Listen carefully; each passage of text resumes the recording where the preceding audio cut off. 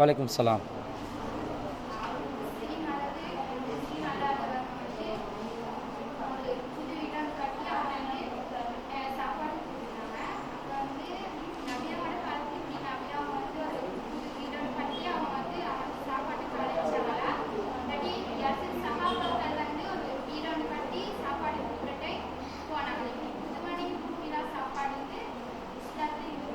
சரி, அவங்க என்ன கேட்குறாங்கண்டா, புதுமனை புகுவிழா என்ற பேரில் புதுசாக ஒரு வீடு கட்டினா அந்த வீட்டுக்கு பல பேர் என்ன செய்கிறாங்க, வரவழைச்சி விருந்து கொடுக்குறாங்க. இது மார்க்கத்தில் உண்டா அப்படின்னு கேட்குறாங்க. ரசூலா செஞ்சாங்களா அல்லது சஹாபாக்கள் சரி அதை செஞ்சதை ரசூலா அங்கீகரித்தாங்களா அப்படின்னு கேட்குறாங்க. ஒரு வீடு கட்டினா அந்த வீட்டுக்காக வேண்டி, அந்த புதுசாக நாங்கள் கட்டின வீட்டிட சந்தோஷத்துக்காக வேண்டி ஒரு சாப்பாடு கொடுக்குறது சம்மந்தமாக இஸ்லாத்தில் ஒரு நிலைப்பாடு இருக்குது. நான் அது என்னன்றதை சொல்கிறேன். ஆனால் நம்ம சமுதாயத்தில் என்ன பண்ணுவாங்க, எல்லாத்துக்கும் சாப்பாடு. எதுக்கெல்லாம் சாப்பாடு? குழந்தை பிறந்தா சாப்பாடு, குழந்தைக்கு பிறந்த நாள் வந்தால் சாப்பாடு, பர்த்டேன்ற பேரில். அதே மாதிரி கல்யாண நாளுக்கு சாப்பாடு, மௌத்தா போனால் சாப்பாடு. மௌத்தா போனால் ஒரு தடவை மட்டும் சாப்பாடா? இல்லை, முதல் நாள் சாப்பாடு, 7வது நாள் சாப்பாடு, 15 சாப்பாடு, 30 சாப்பாடு, 40 சாப்பாடு. சாப்பாடுனா கத்தம், 60 சாப்பாடு, அனிவர்சரி சாப்பாடு, jubilee, golden jubilee, silver jubilee, நிறைய போகும். சாப்பாட்டுக்கே பிறந்த சமுதாயமே கடை தலையெழுத்து மாறிடுச்சு. சரி, எல்லாத்தையும் பண்ணுற இதுக்கு கொடுக்குறான், கத்துனா பண்ணினா அதுக்கு சாப்பாடு. இதுக்கெல்லாம் சாப்பாடு கொடுக்குற விஷயமா இது? அவன் கத்துனா பண்ணிட்டு அவன் வருத்தத்தில் இருப்பான், அவனை தொங்க விட்டுட்டு அப்படி ஒரு சைடில் சாப்பாடு. புள்ள வயசுக்கு வருது, பொம்பளை பிள்ளை வயசுக்கு வந்தோடனே சாப்பாடு, சடங்கு சாப்பாடு. சடங்கு சாப்பாடு போட்டால் என்ன அர்த்தம்? ரோட்டில் வைக்கிற பொடியம்மாக்களுக்கெல்லாம் மெசேஜ், புதுசாக ஒரு குமர பிள்ளை இருக்குது. இது எவ்வளவு மறைமுகமாக ரகசியமாக வைக்க வேண்டிய விஷயம். இதுக்கெல்லாம் சாப்பாடு போட்டு பழகி மார்க்கத்தில் உள்ள சாப்பாடுகளை செஞ்சாலும் அந்த சாப்பாடு என்னென்று விளங்காத அளவுக்கு போய்ட்டுருச்சு. மார்க்கத்தில் உள்ள சாப்பாடு வலிமா விருந்து. வலிமா விருந்து மார்க்கத்தில் உள்ளது. வலிமாவை தான் கொடுக்குறாங்களா? இல்லை.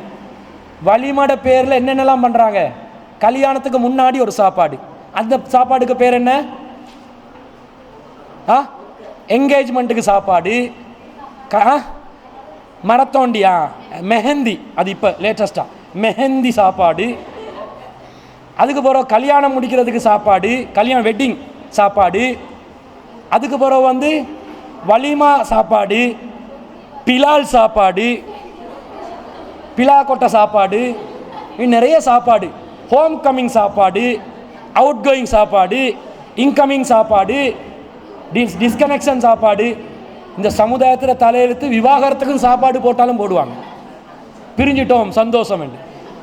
இது எல்லாத்துக்கும் சாப்பாடை குழப்பி வச்சுக்கிறாங்க. எதுக்கு சாப்பாடு கொடுக்கணும்னு தெரியா? புதுமனை புகுவிழா கேட்குறாங்க, சாப்பாடு உள்ளதா? ஏன் இது உள்ளதா இல்லையான்னு தெரியாண்டா நிறைய எல்லாத்துக்கும் சாப்பாடு, இது உள்ளதா இல்லையான்னு விளங்கலை. இதை பொறுத்தவரையில் நபிகள் நாயகம் ஸல்லல்லாஹு அலைஹி வஸல்லம் அவர்கள் நேரடியாக, நீங்கள் ஒரு புதிய வீடு கட்டினா நீங்கள் அந்த வீட்டுக்கு போனால் சந்தோஷத்துக்கு சாப்பாடு கொடுங்க அப்படி ரசூல் ஸல்லல்லாஹு அலைஹி வஸல்லம் நேரடியாக கட்டளை இடலை. ஆனால் ரசூலா ஒரு கனவு காண்றாங்க. என்ன கனவு? ரசூலா ஒரு கனவு காண்றாங்க. நபி ஸல்லல்லாஹு அலைஹி வஸல்லம் ஒரு அழகான வீடு கட்டிட்டு அந்த வீட்டை நோக்கி மக்களை, ஏழைகளை அழைக்கிறாங்க. புதிய வீடு கட்டிக்கிறேன், வாங்க சாப்பாடுக்கு வாங்க, நான் விருந்து போடுறேன், எல்லோரும் சாப்பிட்டுட்டு போங்கன்ட்டு நபிகள் நாயகம் எல்லாரையும் அந்த கட்டின புதிய வீட்டுக்காக வேண்டி விருந்து கொடுத்து பல பேர் அழைக்கிறதா ஒரு கனவு காண்றாங்க. அப்போ இந்த கனவுக்கு என்ன விளக்கமாக வருது?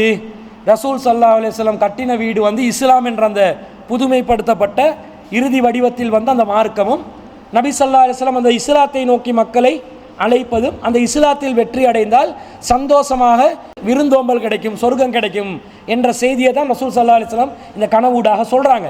ஆனால் இந்த கனவை பொறுத்தளவில் ரசூலா கெட்ட விஷயங்களை கனவாக காணலாமா? காண மாட்டாங்க. என்ன கெட்ட விஷயத்தை காண மாட்டாங்கண்டா, எது மார்க்கம் தடுக்குமோ அத்தகைய ஒரு காரியத்தை ரசூல் ஸல்லல்லாஹு அலைஹி வஸல்லம் இது போன்ற மார்க்கத்தில் ஒரு விஷயத்தை முன்மாதிரியாக எடுத்து சொல்கிறதுக்கு உவமையாக ரசூல் ஸல்லல்லாஹு அலைஹி வஸல்லம் சொல்ல மாட்டாங்க. அந்த மாதிரி கனவு காண மாட்டாங்க என்ற அடிப்படையில் ஒரு புதுமனை கட்டினோம் என்று சொன்னால் அந்த சந்தோஷத்துக்காக விருந்து கொடுக்கறது, மக்கள் அதுக்காக அழைக்கிறது மார்க்கத்தில் அனுமதிக்கப்பட்ட ஒன்று, வலியுறுத்தப்பட்ட ஒன்று இல்லை, சுன்னத்து கிடையாது. சுண்ணத்தான சாப்பாடுன்னு அதுக்கு சொல்ல முடியாது. ஆனால் அதுக்கு அனுமதி. ஒருத்தர் சந்தோஷமாக வீடு கட்டினாரா, அவருக்கு அந்த வீட்டுக்கு அந்த கட்டின சந்தோஷத்துக்கு பல பேரை கூப்பிட்டு விருந்து கொடுக்கறதுக்கு மார்க்கம் அனுமதி வழங்குது என்ற அடிப்படையில் இந்த புதுமனை புகு விழாவை எடுத்துக்கொள்ளணும். அதுக்காக வீடை கட்டிட்டு வீட்டுக்குள்ளே போய் 4 மூலையில் கோழிட களத்தை அறுக்கிறது, ரத்தத்தை கொட்டுறது, கடல் தண்ணியை கொண்டு வந்து வீட்டை கழுவுறது, கடல் மண்ணை வீட்டில் தூவுறது, மஞ்சளை தூவுறது, எண்ணெயை தூவுறது, வலி உள்றதுக்கு, இந்த மாதிரி வேலைகள் செய்யக்கூடாது. இது அந்நிய கலாச்சாரம். இது இல்லை.